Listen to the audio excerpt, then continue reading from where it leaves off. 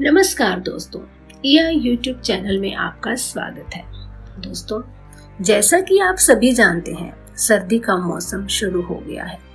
इस मौसम में हम सभी को छोटी छोटी दिक्कतों का सामना करना पड़ता है, जैसे गले में खराश होना, नाक का बंद होना, सर्दी जुकाम होना, सिर दर्द होना। तो इन सब चीजों के लिए आज मैं आपको छोटे छोटे घरेलू उपाय बताने जा रही हूँ, जिनसे आपको बहुत फायदा होगा।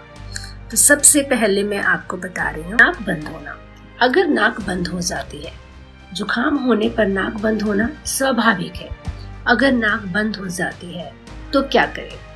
नाक बंद होने पर आपको क्या करना है? जो आपकी रसोई में अजवाइन है, अजवाइन, जी हाँ, जिसे आप खाने में इस्तेमाल करते हैं, 1 चम्मच अजवाइन पीसकर गर्म पानी के साथ उबालें और उसकी भाप में सांस लें।